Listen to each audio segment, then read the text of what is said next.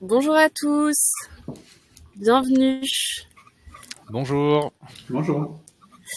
Alors, on va attendre que tout le monde se connecte tranquillement. En attendant, bienvenue à Quentin et Thomas, Quentin de Call Square, Thomas de Whoopilo, qui vont aujourd'hui nous parler e-commerce et influence. On est ravis de vous accueillir. Est-ce que vous voulez peut-être vous présenter maintenant ou plus tard? Je sais pas ce que vous Bon, on va préférez. peut-être attendre qu'il y ait tout le monde pour Parfait. se lancer. Donc parfait, là je vois qu'il y a déjà pas mal d'inscrits. Pour ceux qui sont déjà connectés, n'hésitez pas à vous présenter dans le chat, nous dire un peu votre société, ce que vous faites. C'est toujours intéressant pour tout le monde de savoir qui est présent. Donc voilà, ne soyez pas timides et n'hésitez pas à vous présenter. Je vois que ça tape dans le chat. Yes, c'est parti. Hello Sephora. Bonjour Sephora. Salut. Et aussi hyper intéressé par les questions que vous pourriez avoir sur les tendances e-commerce et influence, les sujets que vous aimeriez bien qu'on évoque, etc. Et effectivement, si vous pouvez vous présenter, ça nous permettra de mieux savoir qui participe et d'orienter aussi nos questions et nos réponses. Super. Alors, Waouh. c'est parti là. Ça tourne. Hello Alice. Bonjour Alice, bonjour Sarah. On a Voyage Privé, Bobo Chic, Limitless Digital. Bonjour Marina. Salut Thomas. Il y aura plusieurs Thomas aujourd'hui avec GeoRide. Déborah Floram. Hello Antoine. Volcom Spider, Mathieu. Antoine chez Madame la Présidente. Claire, Ludi Labelle. Philippe Terramoka. Bonjour. Je suis chez Lucie Filorga. Pierre Cazot. Bonjour Pierre. Bonjour Pierre. Capucine Monbento. Maison du Monde. Bonjour Afra. Ah, ça en fait du monde. Ouais, je vois. Il y a beaucoup de monde.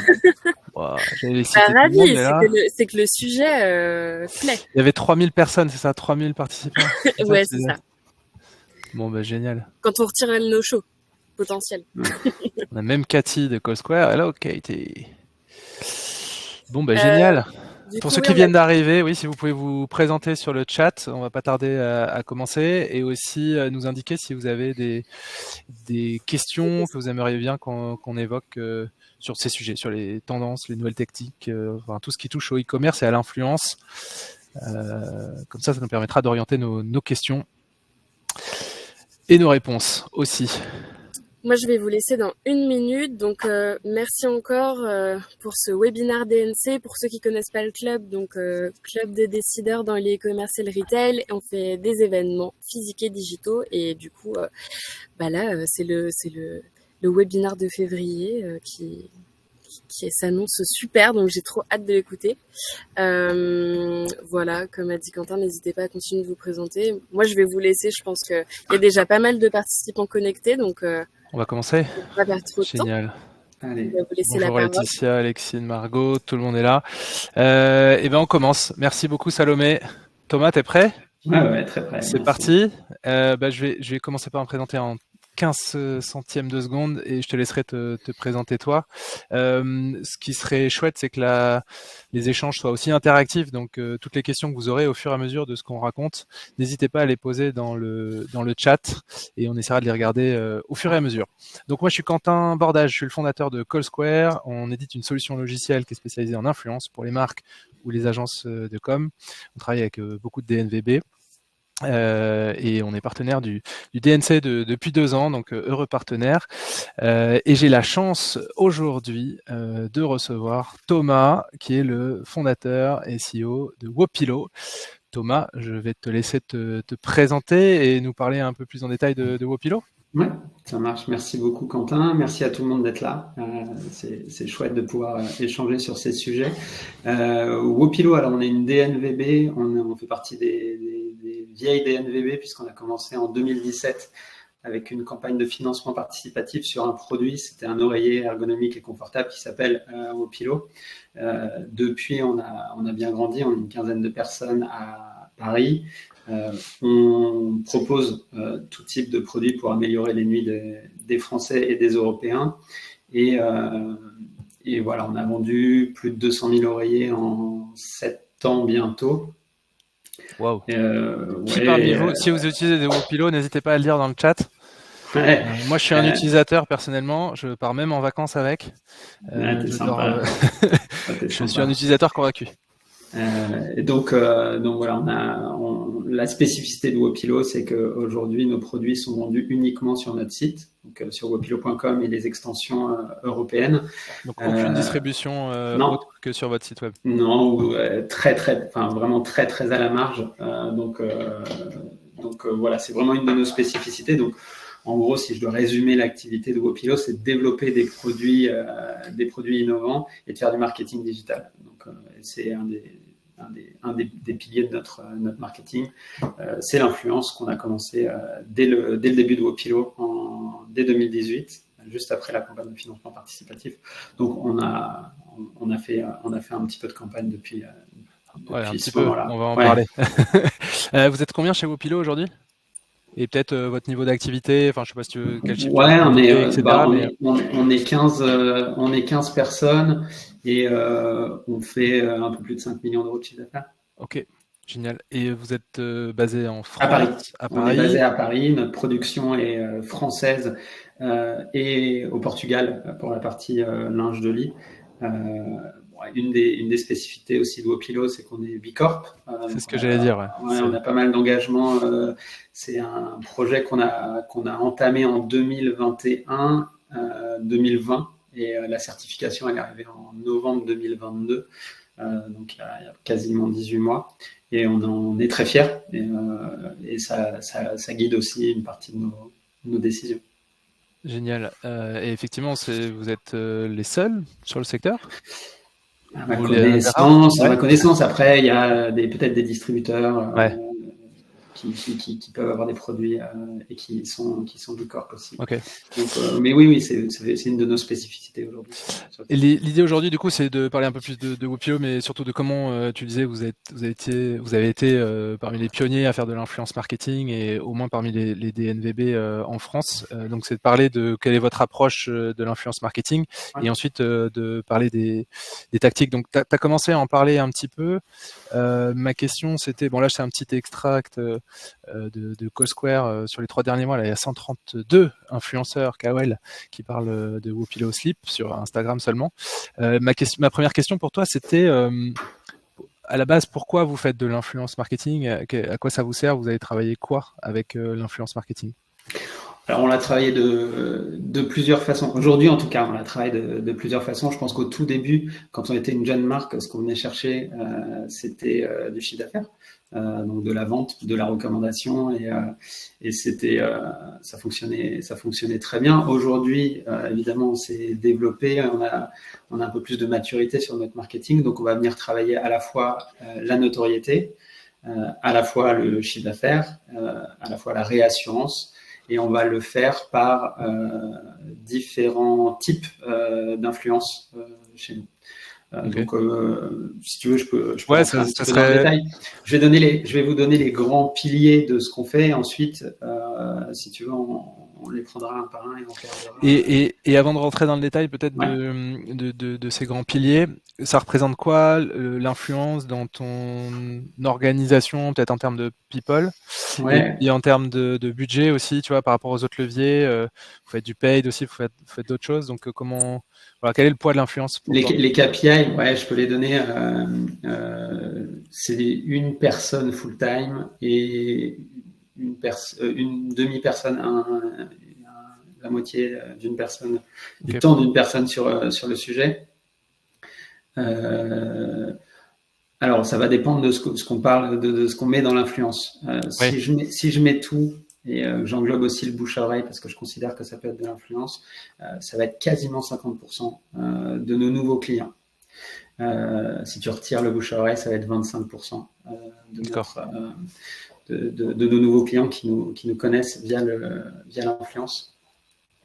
Et on le traite de différentes façons. L'influence chez Wopilo, on va le faire une partie sur le run, donc des influenceurs qu'on va venir contacter.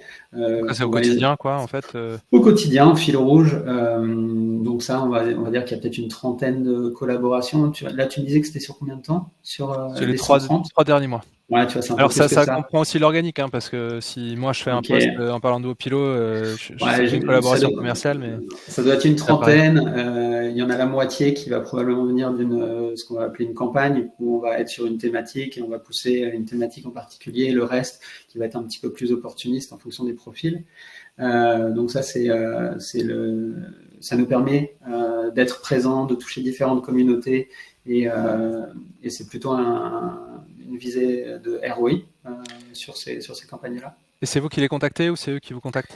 50-50. Ok. En gros, 50%, c'est de l'entreprise. Qui... Ouais, alors encore une fois, je pense que c'est aussi le fait qu'on en fait depuis 6 ans, donc on est assez connu chez les influenceurs, donc on a quand même beaucoup d'entrants qui arrivent. Donc c'est 50% aujourd'hui.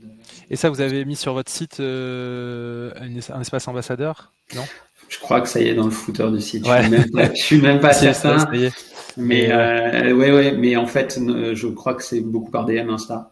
Okay. Alors c'est majoritairement de l'Insta. D'accord, donc les entrants, c'est majoritairement sur Insta, mais votre influence, c'est majoritairement Insta, c'est ça? Un petit peu de YouTube, très peu de TikTok. En fait, Insta, c'est quand même le réseau social sur lequel est notre cible et le réseau social le plus propice à cette influence aujourd'hui. Okay.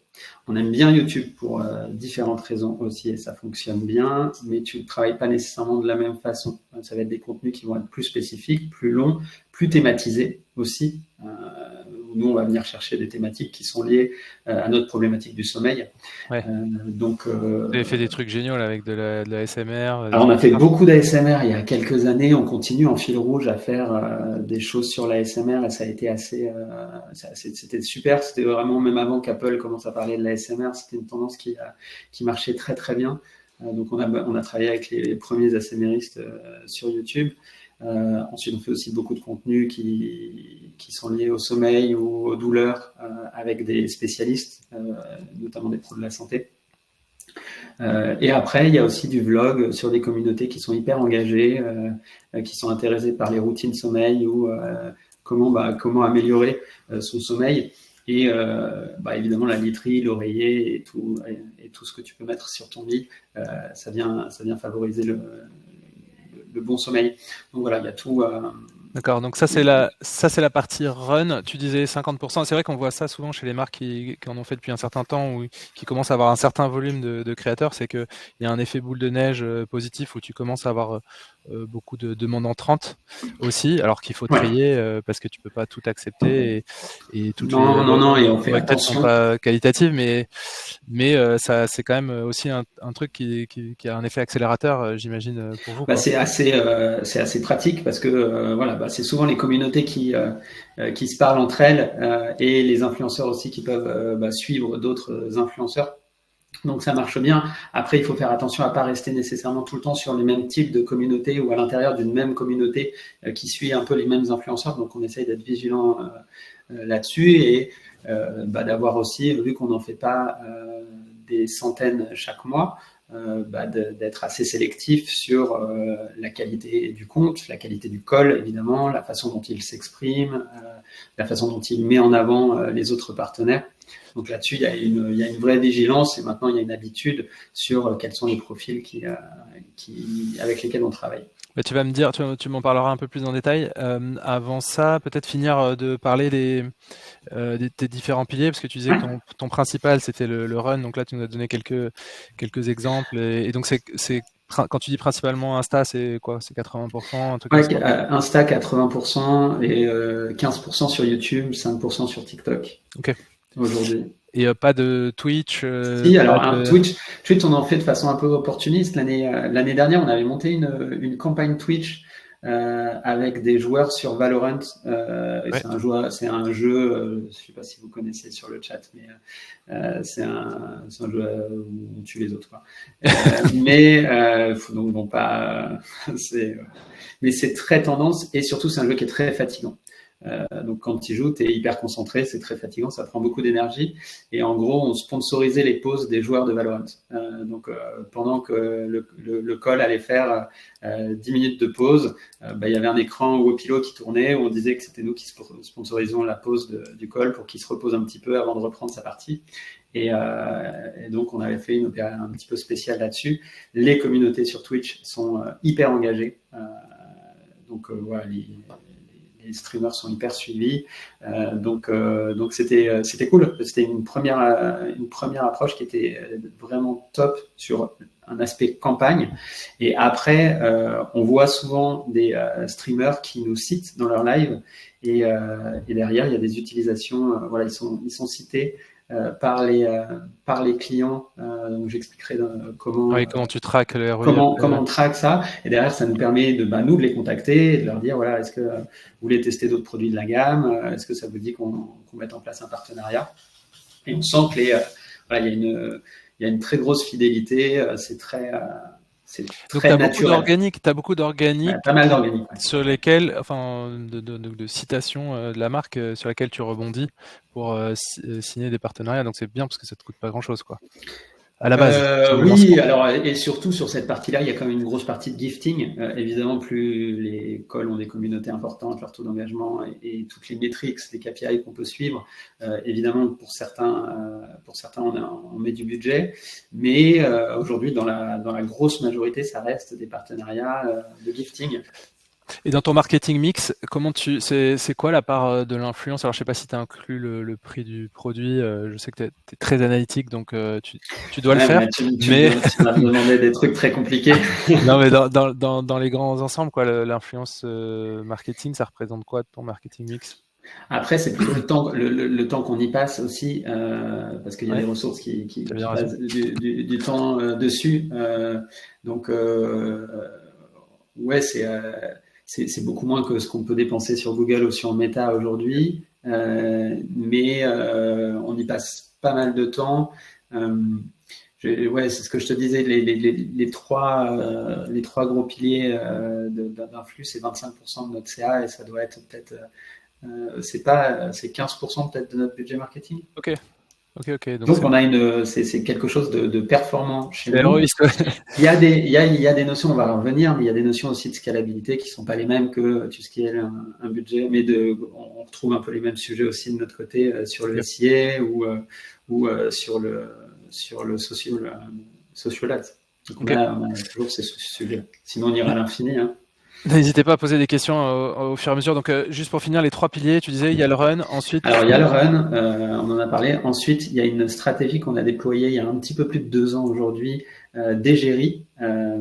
Donc, on a un partenariat annuel avec Major Mouvement, qui est le call santé numéro 1 aujourd'hui en France. C'est un kiné, il est thérapeute manuel, il est formateur. Il a un gros compte Insta et une super chaîne YouTube. Il vulgarise beaucoup de choses. Il a écrit 2 livres.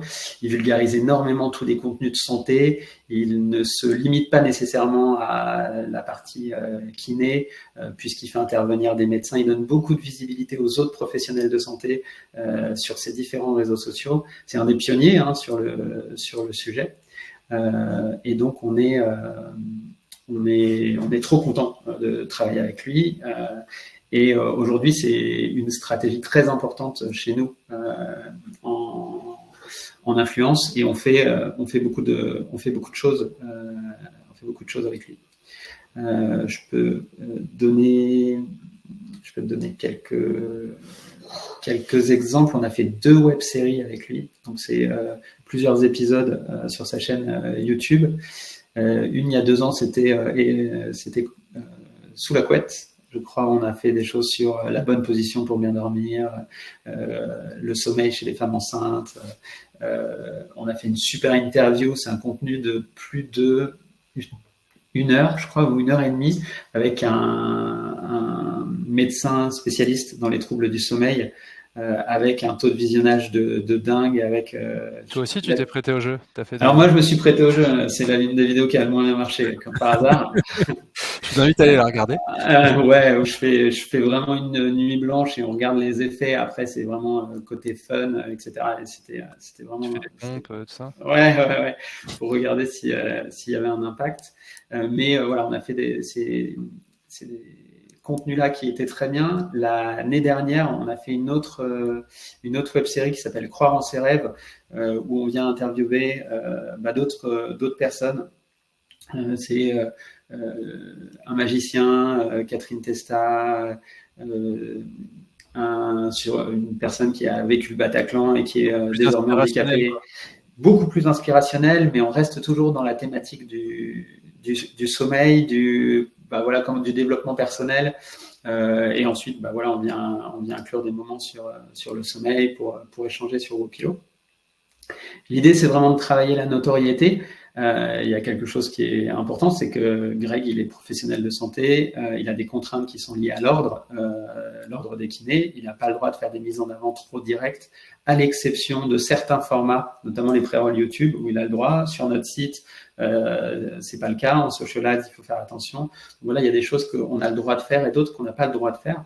Et nous, l'idée, c'est plutôt de venir créer à la fois de la notoriété, de pouvoir diffuser auprès de sa communauté, mais également de la réassurance sur le fait qu'on est crédible, exactement, et aussi pouvoir proposer du contenu de qualité avec lui. Finalement, vous avez créé beaucoup de contenu. On a créé beaucoup de contenu avec lui. On a aussi fait, et c'était, tu vois, on peut pas faire d'acquisition directe avec les contenus de Major Mouvement. Donc, on a créé une campagne de sensibilisation au sommeil. On a fait des contenus courts qu'il a diffusés, lui, sur ses réseaux sociaux, sur des Reels, des posts en partenariat avec nous, avec un questionnaire pour savoir quel type de dormeur est la personne. Au total, on a eu plus de 32 000 réponses à ce questionnaire sur 12 mois. Derrière, c'est des personnes qui laissent ou non, il n'y a pas d'obligation de laisser l'email, et que tu as la possibilité de retargeter derrière dans une approche vraiment qui est pas directe et tu vois qui est pas agressive. Et l'idée, c'est on diffuse un super contenu avec lui et c'est très bien pour lui, pour sa communauté, et c'est super bien pour nous aussi. Et je me souviens, tu avais vachement hésité. En tout cas, c'était un budget qui était important au début. Ouais. Et tu t'avais vachement hésité. Et je sais qu'il y a beaucoup de marques qui se posent cette question-là, de faire appel à une égérie, même si c'est un créateur, c'est un influenceur. Toi, tu as sauté le pas. Aujourd'hui, tu es content de ça? C'est quelque chose que tu recommanderais? Quel est le ROI que tu as eu là-dessus? Alors le ROI, il n'est pas nécessairement direct. Après, tu vois, sur les 25%, il a une part significative dans les 25% du chiffre d'affaires généré par. Je parle des nouveaux clients, hein, on a pas mal de repeat aussi sur notre business. Et on expliquera tout à l'heure, parce que c'est une question de Samantha, de comment tu traques le CA généré par les créateurs. Ouais, c'est pas facile en fait. T'es obligé de trouver des différentes sources pour essayer de consolider quelque chose qui tienne la route. Mais oui, on y trouve clairement une forme de ROI. Et surtout, on a trouvé la super personne avec laquelle le faire. On a un fit incroyable avec Greg. On adore faire des contenus ensemble. Il est à fond. Lui, il adore le produit, il adore la marque. Il adore la marque. Il est à fond derrière et il est. Voilà, on a noué quelque chose de vraiment fort. Et je pense que quand on arrive à faire ça, on est au-delà de juste de l'intérêt de pour lui signer un cachet et pour nous de mettre une figure sur notre site. Et quand j'espère que ça fait pas nier de dire ça, mais pour le coup, ça marche vraiment beaucoup mieux quand l'implication elle est au top dans les deux parties. Et voilà, il faut réussir chacun dans son secteur à trouver la personnalité ou le créateur de contenu qui match parfaitement avec la cible, avec le tone of voice, avec les spécificités marketing et de communication de la marque. Et nous, on a vraiment le sentiment de l'avoir trouvé. Et c'est intéressant parce que ça rebondit un peu sur ce que tu disais aussi tout à l'heure sur ton run avec les créateurs. L'authenticité, c'est clé. On dit souvent que c'est clé pour les partenariats réussis, pour créer de l'engagement derrière et des contenus qui marchent bien. Là, en l'occurrence, la l'égérie, t'as pas trop le choix, mais comme tu dis, vous avez trouvé vraiment l'égérie parfaite pour toi. Ouais. Et c'est pareil sur les créateurs, on parlait d'organique tout à l'heure, qui parlent naturellement de la marque, donc tu vas rebondir là-dessus, et là-dessus, il y aura une crédibilité du contenu, une authenticité, et donc ça va bien marcher, quoi. Ouais, tu vois, ça va me permettre de rebondir directement aussi sur la troisième pilier d'influence, et qui est pour le coup très spécifique à notre business, mais on a besoin, comme toutes les marques, d'avoir des advocates de notre marque et de notre concept. Donc dès le début, pareil, je pense que on a commencé en 2018. On a travaillé avec les professionnels de santé, donc des kinés, des ostéos, des chiropracteurs, et on leur a envoyé des oreillers et on leur a fait tester. On leur a pas demandé de les recommander à leurs patients, on leur a fait tester, et l'idée c'était d'avoir un maximum de retours. Et voilà, une fois qu'ils l'ont testé, une fois qu'ils trouvent que le concept est pertinent, que ça leur plaît, derrière, on leur renvoie un deuxième oreiller pour leur cabinet, et ils peuvent le proposer comme solution complémentaire aux soins qu'ils peuvent proposer à leurs patients quand ils ont notamment des douleurs au cervical, qui est une des spécificités de certains de nos produits. Et donc, cette communauté-là, on l'a fait grossir d'année en année. Aujourd'hui, c'est 1500 personnes. C'est beaucoup, et ça représente une part non négligeable du chiffre d'affaires qui est généré. Et on arrive à traquer ça. Et alors, c'est pas direct, ça prend du temps. C'est pareil, c'est des ressources en interne qui suivent tout ça, qui animent cette communauté. C'est quelque chose qu'on ne voit pas. Ça s'est fait à l'intérieur de Wopilo. Mais voilà, il y a une vraie animation de communauté. On les suit, on leur pose des questions. Quand on a des nouveaux produits, on leur demande si ça les intéresse de les tester. Et ça fonctionne très, très bien. Ça prend même encore plus depuis 2 ans, puisque on est accompagné par Major Mouvement. C'est ce que j'allais dire. Et puis, il est derrière. Hyper vertueux. Il est suivi par beaucoup de professionnels de santé qui viennent voir comment on vulgarise leur travail au quotidien. Il est très apprécié par les différentes communautés. Donc, ça vient encore renforcer la crédibilité de Wopilo. Et aujourd'hui, tu vois, on est hyper content de dire qu'on est la marque recommandée d'oreiller recommandée par les pros de santé, parce que voilà, maintenant on en a vraiment beaucoup. Tu vois, 1500 pros, c'est très crédible. Donc, et ça, c'est cool. Pour le coup, ça marche très bien. On est très fiers. C'est hyper intéressant parce que nous on dit souvent que il faut aborder l'influence marketing comme une pyramide, avec tout en haut le awareness, la notoriété. Donc vous travaillez avec un Major Mouvement par exemple.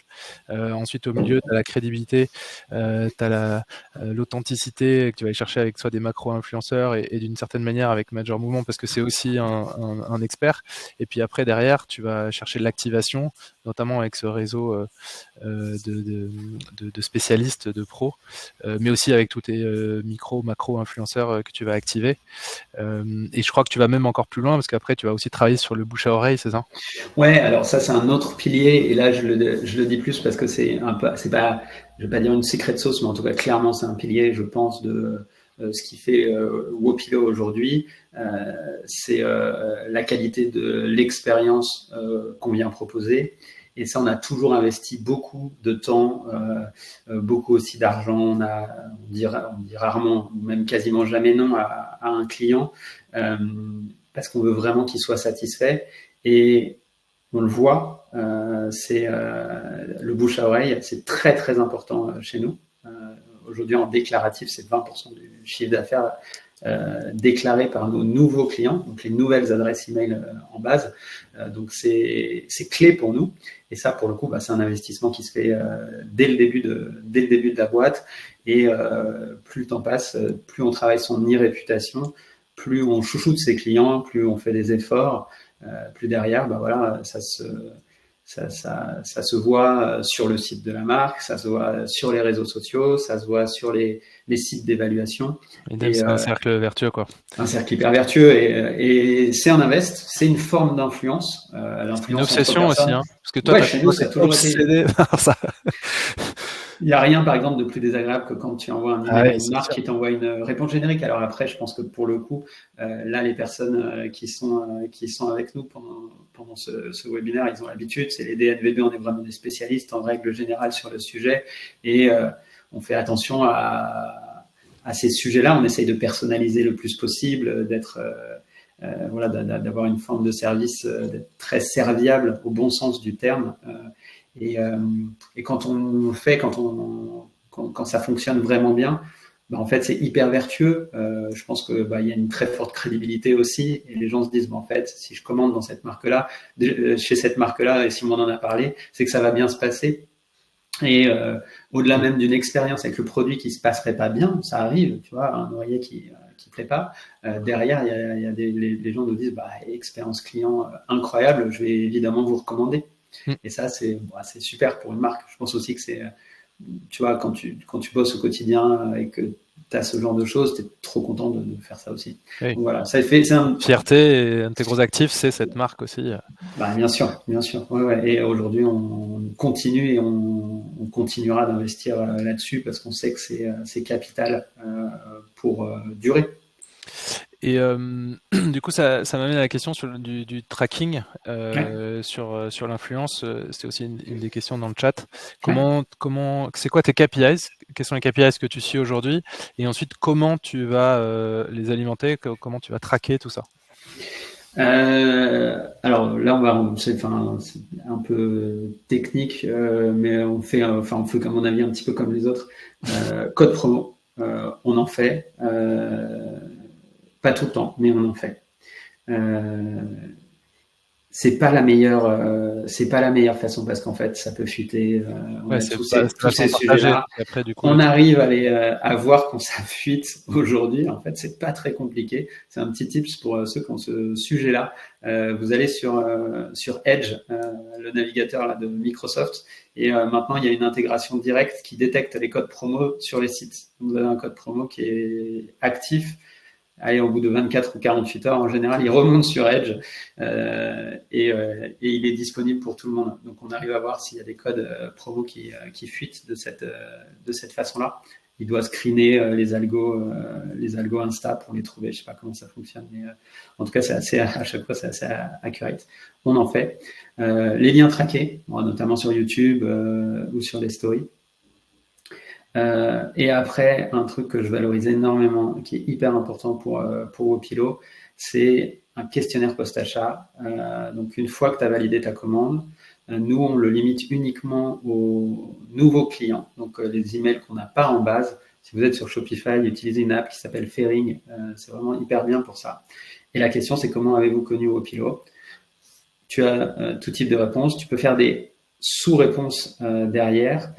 Et nous, il est répondu, ce questionnaire, dans un peu plus de 60% des... c'est la question que j'allais te poser. Ouais. Il y a quand même 60% des gens qui te répondent. 60% des nouveaux clients qui répondent. Statistiquement, ça reste significatif. Ça, c'est dans ton funnel d'achat, c'est dans ton funnel avant que tu cliques sur acheter, quoi, c'est ça? Non, c'est juste après que tu aies cliqué sur acheter. Juste après, ok. Tu sais, tu as la page de confirmation sur Shopify, elle est assez distinctive avec la map, etc.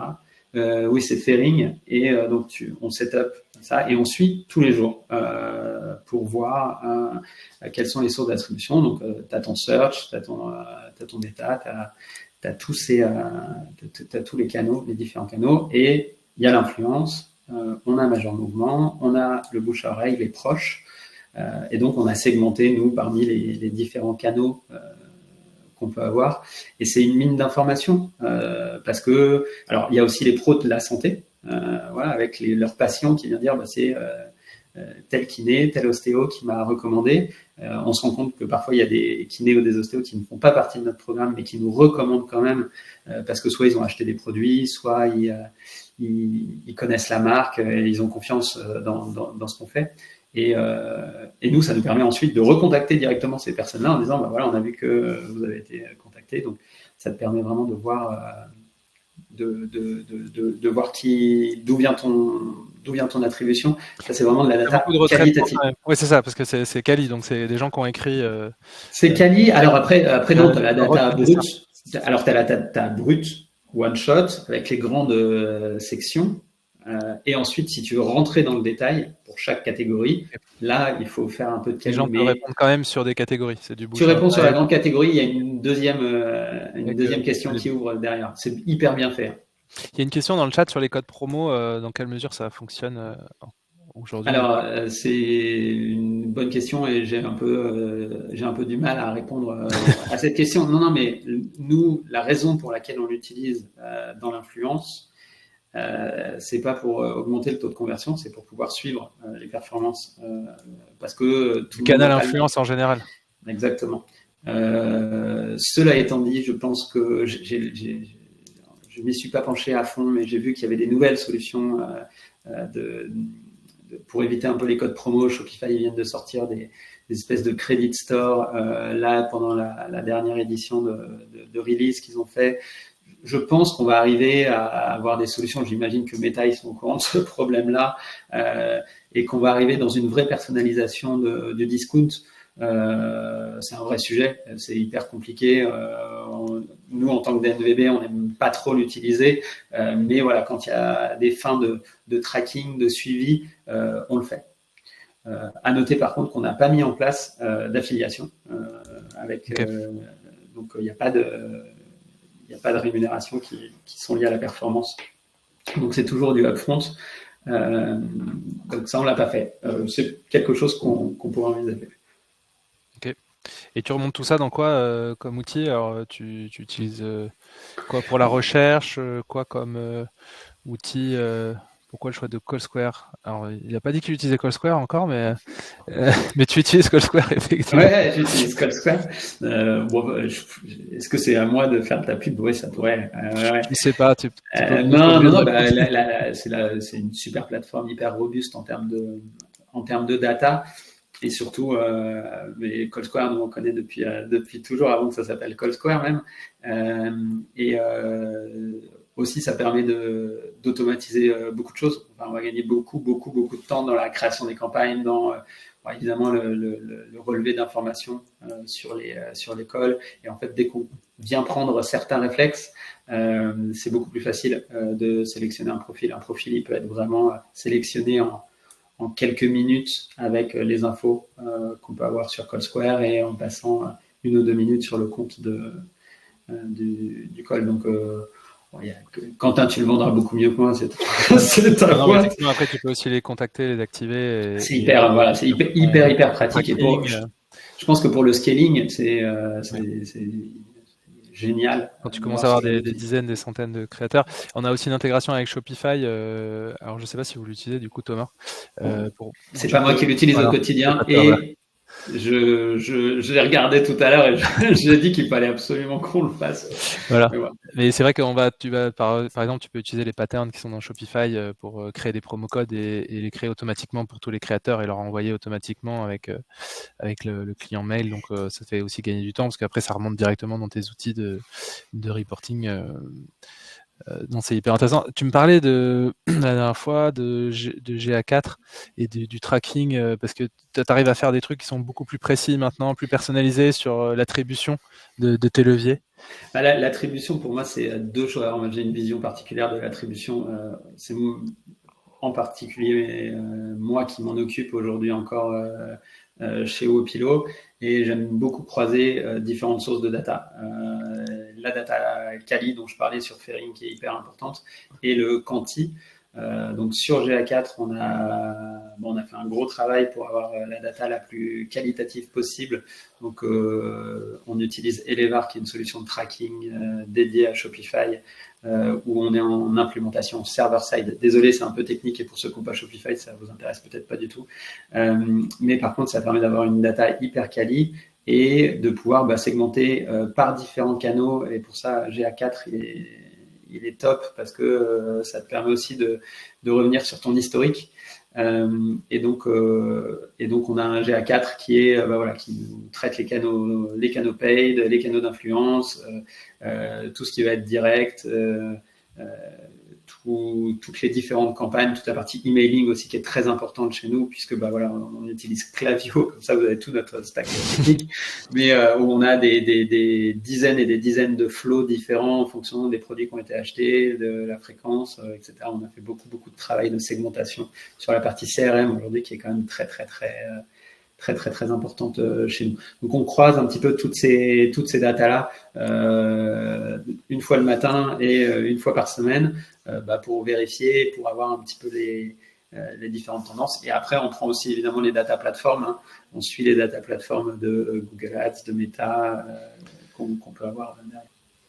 Ah, donc il y a un énorme travail analytique pour que tu puisses vraiment piloter ça et optimiser ça.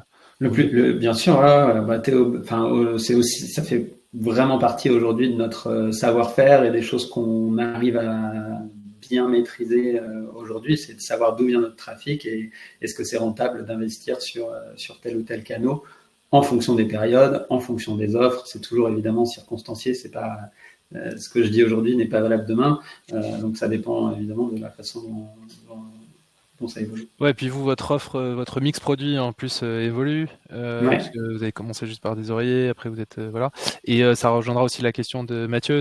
Vous êtes aussi développé dans d'autres pays. C'est en train de prendre de l'ampleur. Comment ça se passe et quel est l'impact, comment tu utilises l'influence On l'utilise pas donc comme ça, mais ça fait complètement partie des canaux qu'on souhaite activer assez rapidement parce que c'est des canaux qui s'activent vraiment bien et assez simplement. Donc les premiers canaux qu'on a activés, c'est le social ads, c'est le plus facile. On arrive à avoir une forme de rentabilité sur ces canaux-là parce qu'on a conçu une expérience particulière pour l'international. On a considérablement réduit notre offre pour se concentrer juste sur notre concept clé. Donc là, on arrive à faire fonctionner. Et là, maintenant qu'on essaye de faire grossir chaque pays, on va pouvoir lancer un petit peu d'influence. Et la complexité du légal, c'est une bonne question puisque c'est une question justement qu'on se pose. C'est avant de rentrer dans des campagnes d'influence, on veut valider les différents points en legal pour être sûr qu'on fait pas d'âneries. On fait nos due diligence de façon très sérieuse sur ces sujets-là, toujours avant de se lancer on préfère prendre un petit peu plus de temps, mais éviter d'avoir à payer des pots cassés. Surtout quand tu es sur des sujets un peu sensibles, comme les sujets de la santé. La santé, et nous, on est hyper vigilants là-dessus. Hein. Il y a une loi, c'est la loi Bertrand, où les pros de la santé doivent être très vigilants dans la façon dont ils recommandent. Et on la connaît. On n'essaye pas du tout de jouer avec. On est très vigilants et on donne énormément de liberté. Ce qu'on apprécie, c'est qu'on nous recommande, non pas pour ce qu'il y a à gagner, mais parce qu'on apprécie l'expérience avec la marque et le produit. Sinon, pour nous, il n'y a pas d'intérêt, c'est pas sincère, ça fonctionne pas. Donc on ne fait pas les partenariats où c'est juste de l'échange de notoriété contre de l'argent, ça marche pas vraiment. Donc on fait toujours tester nos produits. On veut être sûr qu'il y a un feedback qui est cool sur le produit avant de lancer. Et si on l'a pas, on le fait pas. Ok. Vraiment hyper intéressant. Je voulais te poser la dernière question qui était aussi le thème de ce webinaire, mais c'était les tendances, quelles tendances tu voyais, des best practices aussi, puis après on pourra répondre, je vois qu'il y a quelques questions aussi sur des conseils à donner pour les campagnes influentes, engageantes, pardon, des choses comme ça. Donc, mais ouais, en termes de tendances, qu'est-ce que tu as identifié? Il y a des sujets autour de l'IA, il y a des aspects légaux, éthiques, etc. Comment toi tu vois les choses? Qu'est-ce qui est pour ton univers aussi, pour l'e-commerce en général? Pour l'e-commerce autour de l'influence, hein, toujours. Alors autour de l'influence, nous on est assez content de ce qu'on fait sur Insta et sur YouTube.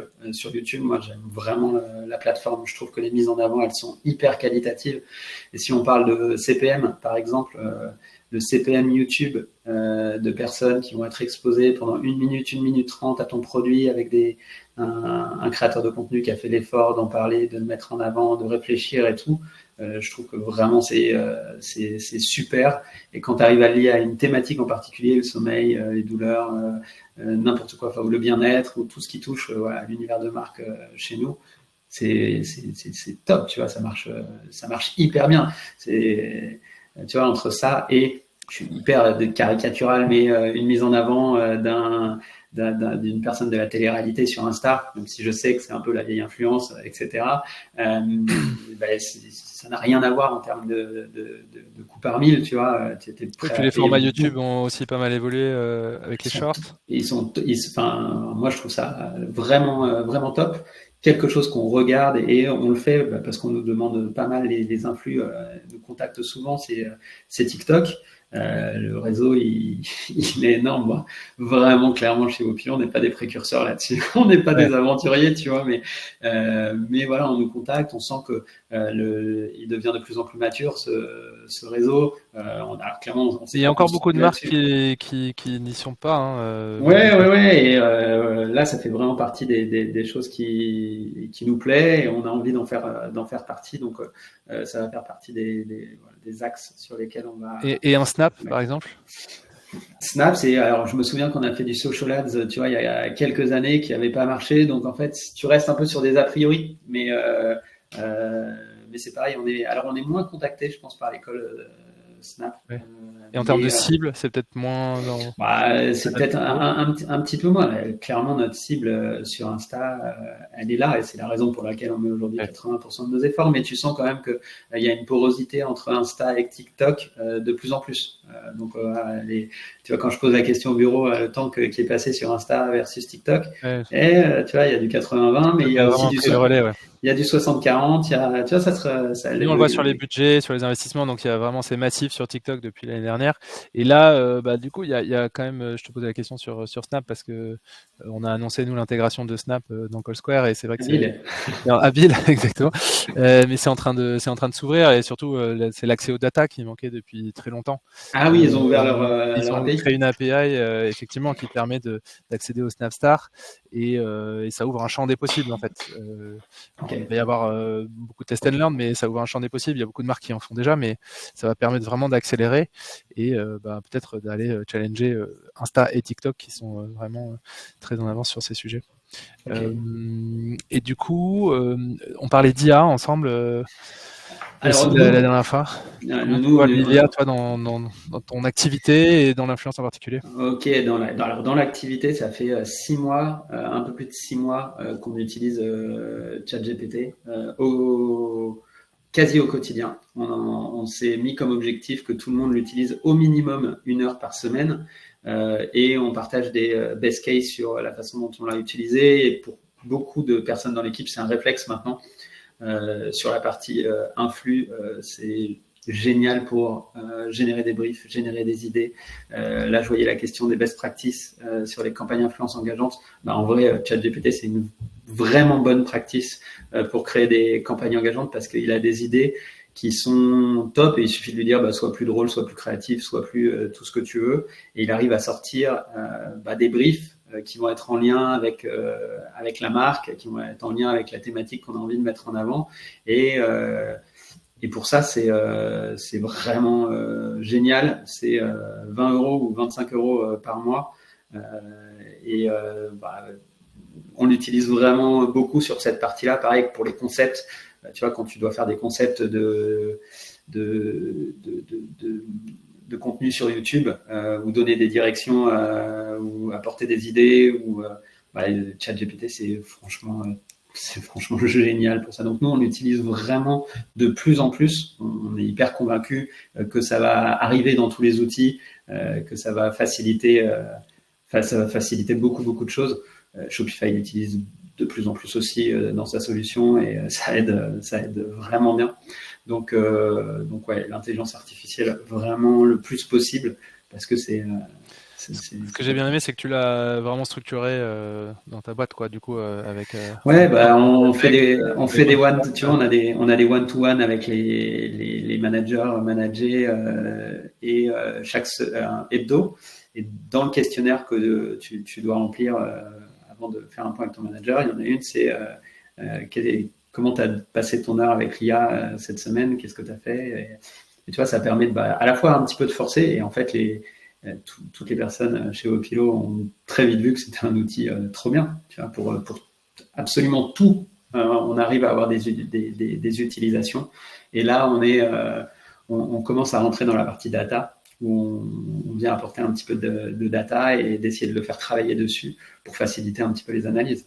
Et vivement que tu vois tous les outils de data, justement, on parlait d'attribution, etc., arrivent à mixer un petit peu toutes nos data via l'IA. Et là, on va avoir des choses incroyablement précises sur de l'attribution, pour aller encore plus loin. Ouais, je pense à Klaviyo, notamment sur la partie email. On sait qu'on spamme un peu trop notre base d'email et on aimerait bien, tu vois, avoir justement des outils d'IA qui permettent de dire, ben non, en fait, cette personne, elle, ce qu'elle aime, c'est un email par semaine ou tous les 15 jours. Et elle n'a pas besoin de remplir ses préférences. Nous, on le sait. Et envoie-lui qu'un email et elle aime bien cette thématique-là. Et on va le faire pour toi. Tu me rends juste des éléments et on le fait à ta place. Donc voilà, ça, c'est en train de. On voit que ça va très vite. Et on est assez fan de tout ça. On suit de très, très près. On a une personne dédiée dans l'équipe dont une partie de ses responsabilités, c'est de suivre un petit peu ce qui se passe, de mettre en place les bonnes pratiques, de les expliquer à l'équipe pour que tout le monde puisse les utiliser. Ok. Je vois que le temps file, il est déjà 51. Il y avait encore plein de sujets potentiellement à évoquer sur les tendances, etc. On parlait de la loi, on parlait de l'éthique, de plein de choses. L'éthique, on a vite fait là-dessus, on le met, on a des docs d'influx qu'on partage avec l'école dans lequel il y a des mentions systématiques à les bonnes pratiques. Vous avez créé un Notion, c'est ça, pour les ouais, alors on est en train de le finaliser là-dessus, mais sinon on a nos briefs qu'on partage en Google Doc et dedans tu as la partie sur le legal, le juridique, le fait que systématiquement on vérifie qu'il y ait bien les bonnes mentions sur les postes de communication commerciale, etc. Donc on est hyper vigilant. Tu encadres le truc comme ça, tu fais un contrat à chaque fois, mais tu le faisais déjà avant la loi. Pas pour les plus petits partenariats. Okay. Dès qu'il y a une contrepartie financière, on a une charte qui est signée par le col avec des engagements. Ça nous permet aussi de poser des questions en disant est-ce qu'on a le droit de réutiliser ton contenu, tu coches oui ou non. Donc tu vois, on standardise un petit peu, mais on fait très attention. Après, ça va vraiment avec la façon dont on gère le business aujourd'hui. Et tu vas essayer d'être très respectueux. Être bicorp jusqu'au bout. Exactement. Ouais. Il nous reste quelques minutes. On peut peut-être essayer de répondre aux questions. Vous en avez peut-être d'autres. Tu avais d'autres conseils sur la mise en place de campagnes engageantes. Tu parlais de l'IA et de ce que ça pouvait te permettre. Ouais, après, ce qui marche vraiment le mieux, c'est quand on aligne tous les intérêts. Encore une fois, j'espère que c'est pas bateau de vous dire ça, mais les valeurs de la marque, les valeurs du call, de la communauté, le bon produit. Faut tout faire matcher. Tu matches et quand c'est ça, ça marche. Ça marche quasiment tout le temps. C'est en tout cas ceux qui vont marcher le mieux. Après, c'est aussi le truc de l'influence, c'est qu'on sait jamais quand on va tomber sur un truc incroyable. Nous, on a par exemple un call sur YouTube qui a une communauté très geek et qui est petit, hein, 20 000 followers. Et à chaque fois qu'il poste sur nous, ça cartonne parce que il est hyper proche de sa communauté, méga engagé. Donc après, on n'est jamais à l'abri d'hyper bonnes surprises. Mais c'est pour ça qu'on fait pas mal de test and learn en fait. Évidemment, il faut jamais trop se fermer. Après, il y a des trucs où maintenant, tu en sais que on fait beaucoup moins de comptes de tests parce que on en a fait par le passé et que maintenant on a envie de positionner la marque un petit peu différemment. Donc oui, vous avez aussi. Vous venez pas de vous lancer, quoi. C'est-à-dire que vous avez une bonne expérience. Ouais, on a fait plusieurs milliers de collabs. Vous avez eu des échecs et vous avez aussi beaucoup. Ouais, et on a des trucs qui ont trop bien marché. Donc, et ensuite, on arrive aussi, quand on a des campagnes qui marchent très bien, on recontacte l'école, on fait des contenus dédiés avec eux et on les pousse en on les pousse en social ads. Ça marche très bien. Voilà, quand on arrive à trouver que ça matche bien, c'est une personne on sent qu'il y a une passion dans la façon dont il explique le produit ou que ça a eu un effet sur lui, sur la qualité de ses nuits. Si on parle de l'oreiller, où la personne, ça a eu un effet un peu, tu vois, miracle, où je dormais hyper mal et ça m'a vachement aidé, où j'avais un problème de cervicalgie, etc. Et là, ça match hyper bien. Canon.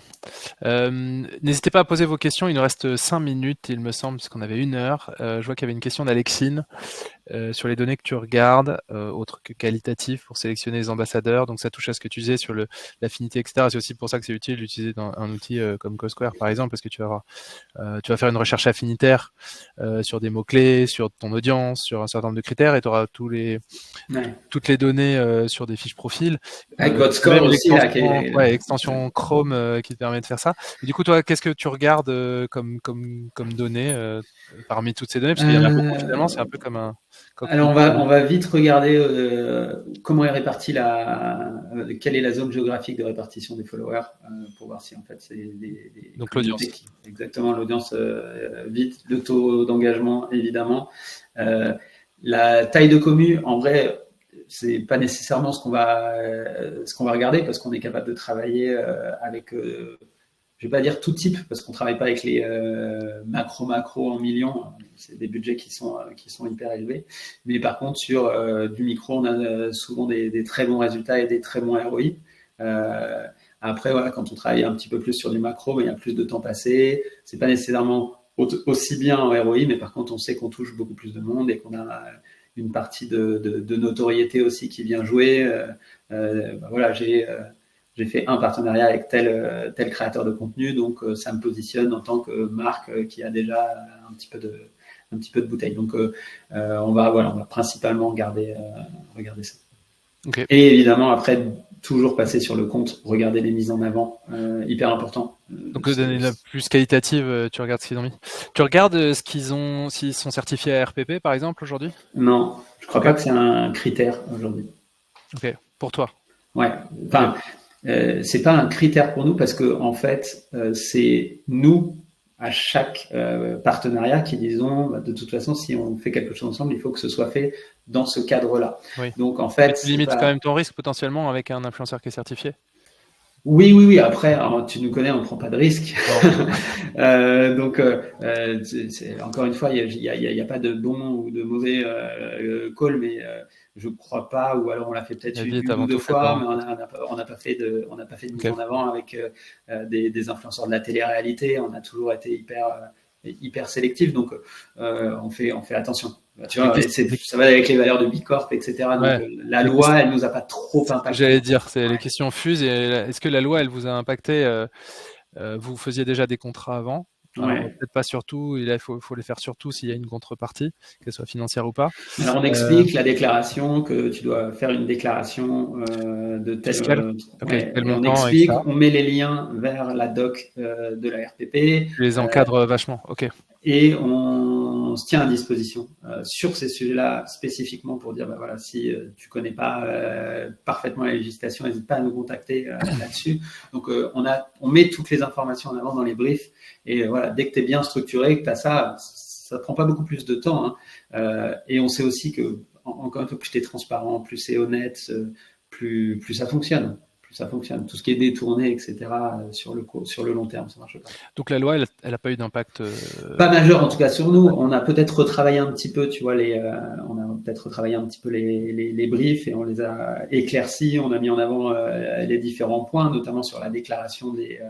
oui, vous les avez précisés sur le wording et tout ça. Exactement. On avait déjà les outils en place pour l'intégrer. Vous leur demandez d'utiliser les hashtags ou aussi les tags, les labels, tu sais, de paid partnership. Vous leur demandez d'utiliser aussi ça, comme ça. Il me semble qu'ils sont dans les briefs. Je ne vais pas te dire de bêtises, c'est pas moi qui les envoie. Vous faites de la médiatisation dessus, du coup, vous sponsorisez les posts après derrière. Ça dépend. Ceux où on trouve que la mise en avant elle est hyper quali et qu'on a l'autorisation du call, Ok. Que ça soit performant ou pas, c'est-à-dire vous allez booster le truc si c'est quali et si ça vous plaît, quoi. Exactement. Rémunération des influenceurs, Ouais. ça dépend des tailles de communauté. On va être sur du gifting sur les plus petits. Après, ça peut être plusieurs types de gifting. Ça peut partir d'un oreiller à j'équipe quasiment tout ton lit. Donc, c'est des giftings qui peuvent être conséquents. Et après, on a des budgets. On débloque du budget en fonction des différentes opérations. Donc, on peut débloquer, ça peut être quelques centaines d'euros à 1000, 2000 euros en fonction des influenceurs. Et la majorité, vous les payez ou la majorité, c'est du gifting? Non, la majorité, c'est du gifting parce que si on fait la répartition des collègues avec lesquels on travaille, c'est du gifting. Ok. Ouais, ce qui est bien important pour mesurer ton ROI, c'est de bien intégrer aussi le coût de ton produit qui est offert et la logistique aussi qui va avec pour pouvoir bien traquer ton ROI. Il est 16h, je pense qu'on était pas mal et je vois d'ailleurs Salomé qui surgit pour nous dire que c'est fini. Non, mais c'est hyper intéressant et Merci beaucoup. Il y a encore beaucoup de connectés, donc je pense que tout le monde est très intéressé par le sujet. Vous voulez peut-être faire une petite conclusion de déjà, je voulais te remercier Salomé et le DNC, remercier Thomas. Moi, j'ai noté plein de trucs sur la pyramide, l'aspect communauté et tout ce que tu travaillais aussi sur le bouche à oreille. J'ai adoré le questionnaire aussi que tu envoies. Tu as leveragé tes créateurs pour aller avoir des listes et de consommateurs potentiels et des insights que tu peux réutiliser derrière. Donc, il y a plein d'activations, et je parle même pas de tous les aspects techniques que tu as évoqués. Il y avait quelqu'un qui nous demandait si on allait envoyer une synthèse. Je pense que ça serait peut-être pas mal d'envoyer ça aux participants derrière. On utilisera peut-être une IA pour le faire. Je faisais la blague sur le chat. Et voilà, non, c'était hyper intéressant. Et merci encore Thomas pour ta transparence, merci à ta générosité. Et bravo pour tout ce que tu as accompli. Bravo aux équipes Opilo. Et moi, je vais continuer à dormir avec vous Opilo. Hein. Merci beaucoup. Merci à tout le monde. Ouais, merci à tout le monde. On peut retrouver du coup ce webinaire en replay sur le Notion pour les membres du club. Voilà, mais n'hésitez pas. Je sais pas s'il y a pas ton adresse ni Quentin ni Thomas, mais bon, sinon n'hésitez pas. Je vais mettre mon adresse si vous voulez. Et sur LinkedIn, si vous voulez, il n'y a pas de problème. Sinon sur LinkedIn également, et effectivement. Vous pouvez tout suivre. Toujours intéressant de poursuivre les échanges. Je pense qu'il y en a qui aimeraient continuer un peu à échanger. Donc en tout cas, merci beaucoup à vous deux et merci à ce public réactif et dynamique. Merci beaucoup. Merci à très vite. Bon après-midi. Au revoir. Merci, vous aussi. Salut.